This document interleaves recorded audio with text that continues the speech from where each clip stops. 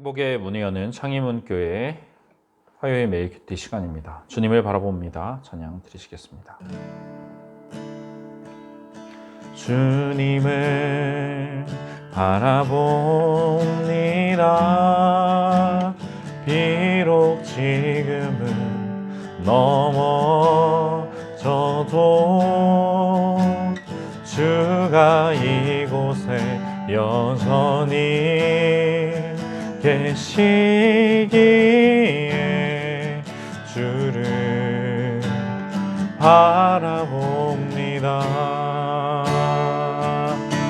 세상은 여전히 어둡고 우리 두 눈 가리워 한치 앞길 우리 알 수 없으나 여전히 우리의 곁에서 우리 감싸 안으시는 주님, 우리의 시선을 드리리. 주님을 바라봅니다. 비록 지금은 넘어져도 주가 이곳에 여전히 계시기에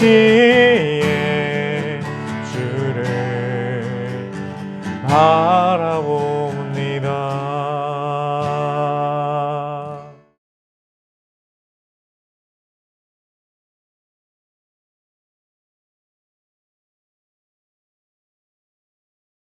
형제들아, 내가 우리 주 예수 그리스도의 이름으로 너희를 권하노니 모두가 같은 말을 하고 너희 가운데 분쟁이 없이 같은 마음과 같은 뜻으로 온전히 합하라. 내 형제들아, 근로의 지편으로 너희에 대한 말이 내게 들리니 곧 너희 가운데 분쟁이 있다는 것이라. 내가 이것을 말하거니와 너희가 각각 이르되 나는 바울에게, 나는 아볼레에게, 나는 게바에게, 나는 그리스도에게 속한 자라 한다는 것이니 그리스도께서 어찌 나뉘었느냐? 바울이 너희를 위하여 십자가에 못 박혔으며 바울의 이름으로 너희가 세례를 받았느냐? 나는 그리스도와 가이오 외에는 너희 중 아무에게도 내가 세례를 베풀지 아니한 것을 감사하노니 이는 아무도 나의 이름으로 세례를 받았다 말하지 못하게 하려 함이라. 내가 또한 스데바나 집 사람에게 세례를 베풀었고 그 외에는 다른 누구에게 세례를 베풀었는지 알지 못하노라. 그리스도께서 나를 보내심은 세례를 베풀게 하려 하심이 아니요 오직 복음을 전하게 하려 하심이로되 말의 지혜로 하지 아니함은 그리스도의 십자가가 헛되지 않게 하려 함이라. 고린도 교회에 보내는 편지 서론을 마치고 10절부터 바울은 바로 본론으로 들어갑니다. 형제들아, 내가 우리 주 예수 그리스도의 이름으로 너희를 권하노니. 편지에서 이렇게 무언가를 요청하는 형태는 고대에 흔히 사용되던 방식입니다. 우리 주 예수 그리스도의 이름으로 이것을 요청하는 것은 이것이 바울의 개인적인 요청이 아니라 공식적인 권면임을 나타냅니다. 이들은 모두 그리스도께 속한 자들이기 때문에 그리스도의 이름으로 그들을 권면하고 있습니다. 예수 그리스도의 이름, 그리스도인들의 구원의 유일한 근거이자 교회를 하나로 만드는 권위입니다. 바울은 자신의 권위로 명령을 하는 대신에 그들에게 그리스도의 이름으로 요청을 하고 있습니다.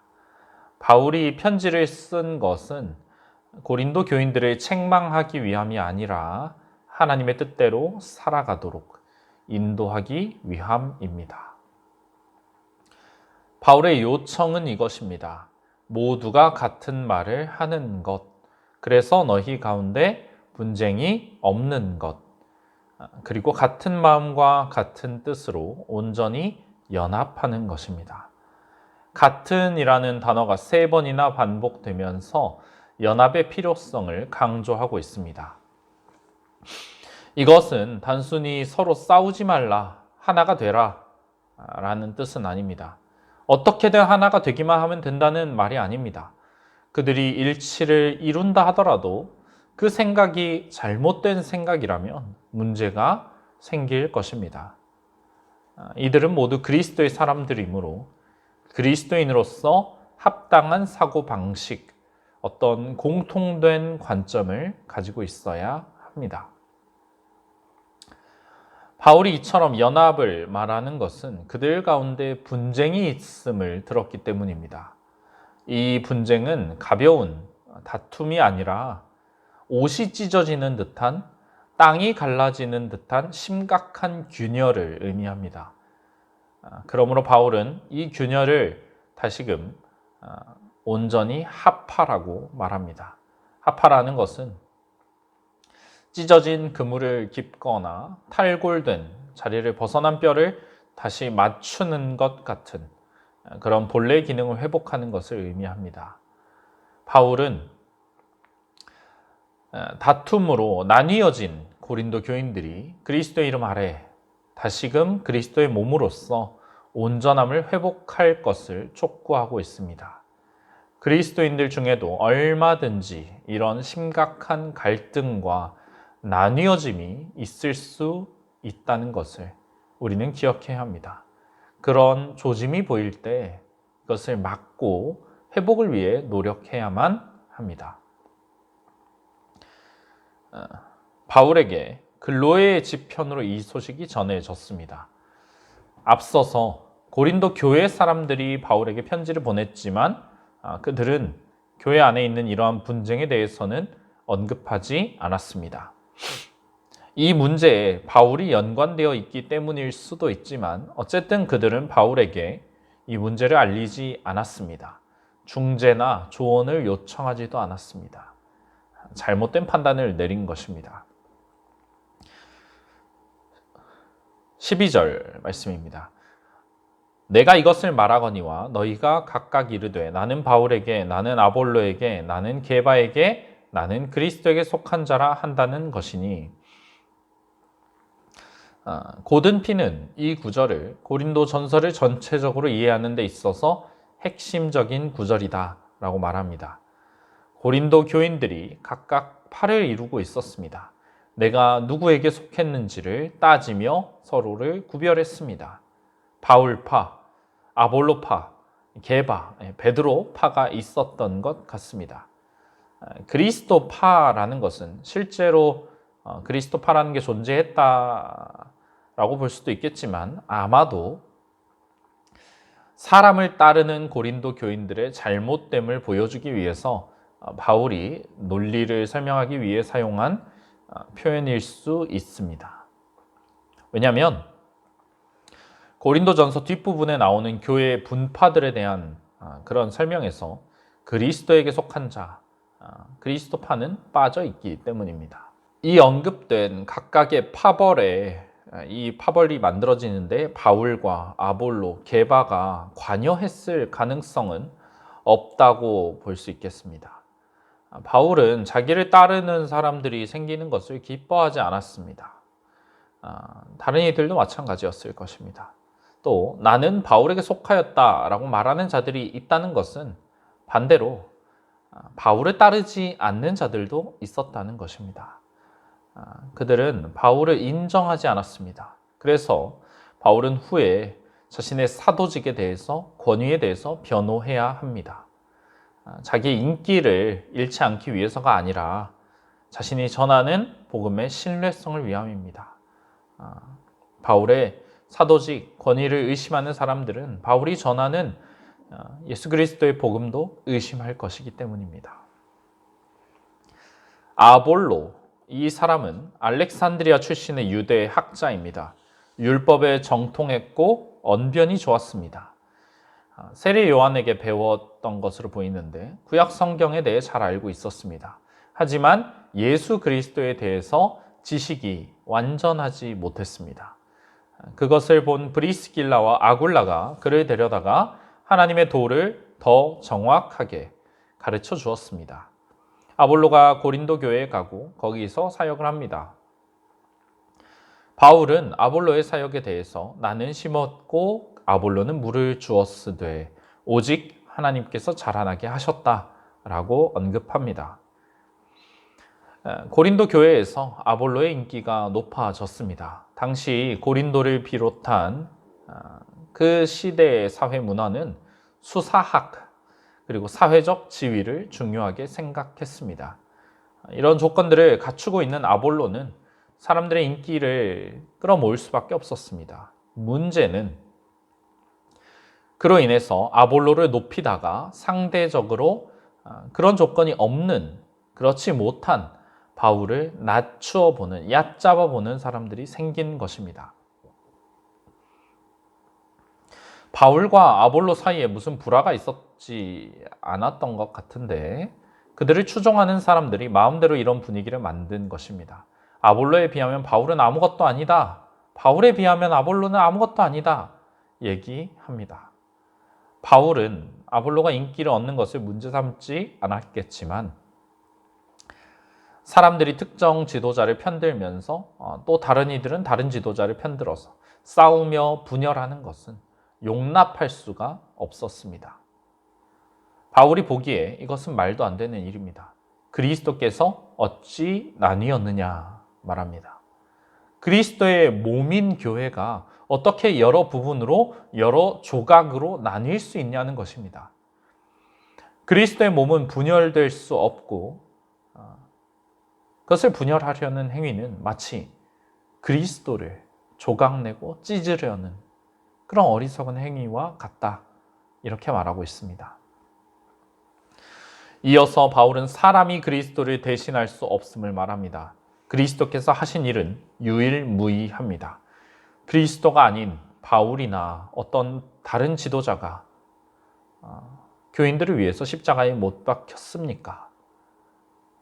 그들은 지도자의 이름으로 세례를 받았습니까? 아닙니다. 이것들은 그리스도께서 행하신 일이고 그들은 그리스도의 이름으로 세례를 받았습니다. 그러므로 그리스도인들은 자신을 사람에게 속한 자가 아니라 예수 그리스도께 속한 자로 그렇게 여겨야 합니다. 그리스도께서 부르신 그리스도의 사람들이 사람에 따라서 나뉘어지고 팔을 짓는 것 심히 어리석은 일입니다. 그 어떤 대단한 지도자라 하더라도 그리스도의 자리를 대신할 수는 없습니다. 사도라 하더라도 그것은 말이 안 됩니다. 사람들은 이것을 오해해서는 안 됩니다. 사람을 자랑하는 것은 복음의 본질과 정면으로 맞서는 행위입니다. 교만 때문에 이러한 일이 일어납니다. 이것은 십자가에 못 박히신 예수 그리스도의 겸손과는 거리가 먼 죄입니다. 이렇게 당파를 짓고 상대를 사랑하지 않는 모습, 교회에서 반드시 지양되어야 합니다. 바울은 자신이 그리스도보와 가이오 외에는 너희 중 아무에게도 세례를 베풀지 아니한 것을 감사한다라고 말합니다. 왜냐하면 아무도 바울의 이름으로 세례를 받았다고 말하지 못하기 때문입니다. 당시에 고린도 교인들은 자신이 누구에게 세례를 받았는가를 따졌던 것 같습니다. 아볼로에게 세례를 받은 이들은 그것을 기억하고 아볼로를 더 높이 평가했던 것입니다. 이것은 헬레니즘 종교의 입문자들이 그들이 종교에 입문할 때 의식을 거행해 준 자에게 종속되던 그런 이교 문화의 영향을 받았을 수도 있겠습니다. 그러나 바울은 누구에게 세례를 받았는가 또 누구에게 세례를 주었는가 그것은 하나도 중요하지 않다라고 말하고 있습니다. 그가 내가 또한 스데바나 집 사람에게 세례를 베풀었고 그 외에는 다른 누구에게 세례를 베풀었는지 알지 못한다 말합니다. 그리스보, 고린도에 있는 유대교 회당장이고요. 가이오는 이방인으로 로마서 16장 23절에 나오는 온 교회를 돌보아주는 인물입니다. 스데바나는 아가야에서 첫 회개한 자들로 고린도 전서를 고린도 교회로 전달한 사람인 듯합니다.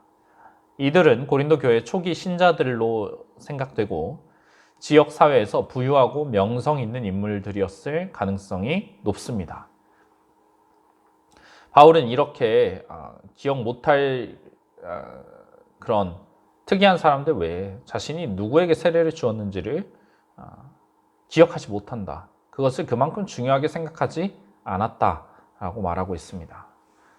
바울에게 있어서 세례를 베푸는 것은 그의 부르심이 아닙니다.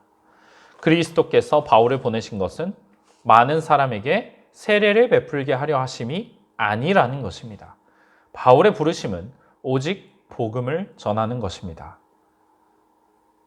바울이 그렇다고 해서 세례를 가볍게 생각하는 것은 아닙니다. 로마서 6장 3절에서 6절에 바울은 세례가 그리스도의 죽음과 부활에 참여하는 것임을 강조합니다.